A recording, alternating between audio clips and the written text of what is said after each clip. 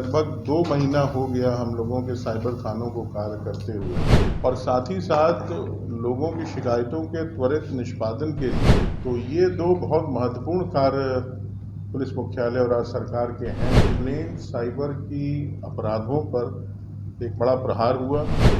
और लोगों की समस्याओं का त्वरित निष्पादन भी होने लगा। नमस्कार, मैं शुभ प्रेरणा, आप देख रहे हैं एक न्यूज 24। साइबर सुरक्षा को लेकर एडीजी नैयर हसनैन खान जो है काफी गंभीर दिखाई दे रहे हैं। उनका ये कहना है कि आए दिन साइबर सुरक्षा जो है एक बार सवालों के घेरे में फिर से है और आए दिन लोग इसका शिकार भी होते हैं। इससे आखिर कैसे बचाव किया जाए, इसको लेकर भी नैयर हसनैन खान काफी ज्यादा गंभीर दिखाई दिए हैं। उन्होंने टोल फ्री नंबर भी जारी किया है और साथ ही क्या कहते हुए दिखाई दिए हैं, पहले वो सुनिए।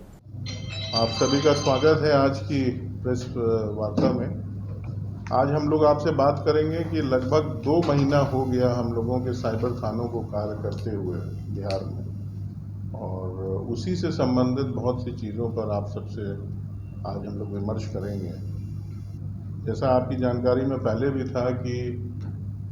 साइबर पुलिस स्टेशन राज्य में 44 9 जून से प्रारंभ हुए हैं और ये सभी ज़िलों में हैं, सभी पुलिस ज़िलों में भी हैं और रेल के भी 4 ज़िलों में हैं। तो इनके बनने से जो पहले एक जनरल हम लोगों के पास शिकायत आती थी कि लोगों की साइबर से रिलेटेड समस्याओं का निदान नहीं हो रहा है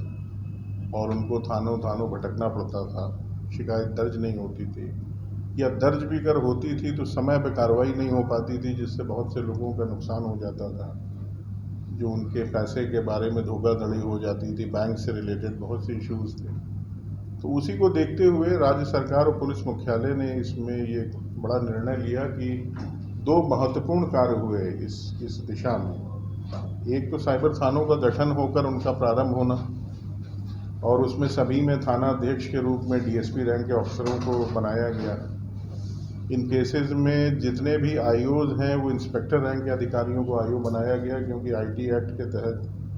जिसमें मुकदमे दर्ज होते हैं उनका अनुसंधान इंस्पेक्टर रैंक के पदाधिकारी करते हैं। और साथ ही साथ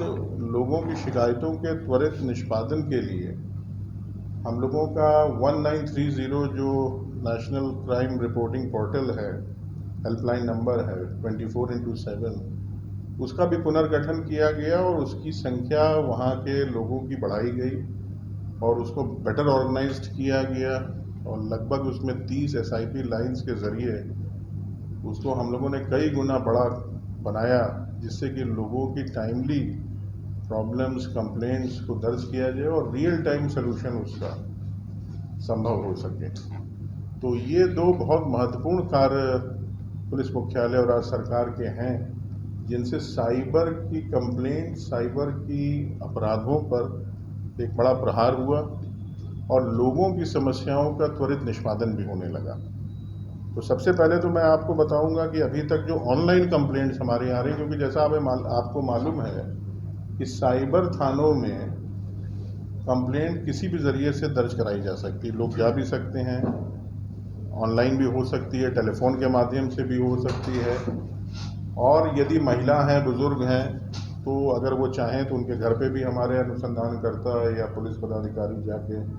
उनसे शिकायत दर्ज करवा सकते हैं। तो ये सारी सहूलियतें दी गई हैं जनता को कि उनकी शिकायत दर्ज हो, समय पर दर्ज हो और तेज़ उस पर एक्शन हो। तो जो ऑनलाइन हमारी कंप्लेंट्स आती हैं वो मुख्यतः ये इसी पोर्टल पे आती हैं 1930 पर, और इसमें अभी तक करीब 19,178 शिकायतें हमारे यहाँ रिसीव हुई हैं जब से ये हम लोगों ने मार्च से प्रारंभ किया है, और इसमें लगभग हमारे पास इन शिकायतों के आधार पे 1018 केसेस रजिस्टर हुए हैं पूरे राज्य में।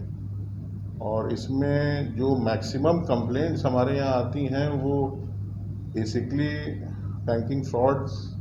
और फाइनेंशियल नेचर के घटनाओं से रिलेटेड होती हैं,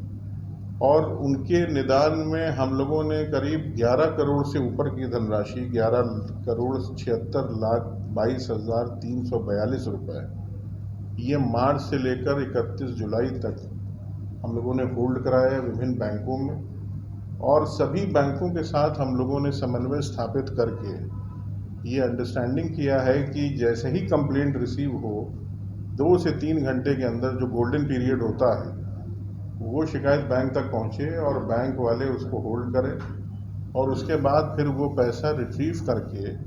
जो कंप्लेंट दर्ज होगी, जो एफआईआर होगी, उसके आधार पे उनके जो विक्टिम हैं उनके बैंक अकाउंट्स में उसको ट्रांसफ़र किया जाए। तो इससे बड़ा फ़ायदा हुआ, लोगों का काफ़ी पैसा वापस हुआ है और आप समझ सकते हैं कि अगर जनवरी से देखा जाए तो लगभग 16 करोड़ से भी ऊपर की राशि हम लोगों ने रोकी है, होल्ड की है और इसमें जो केसेस दर्ज हो रहे हैं उनको त्वरित निष्पादन करते हुए इस तरह के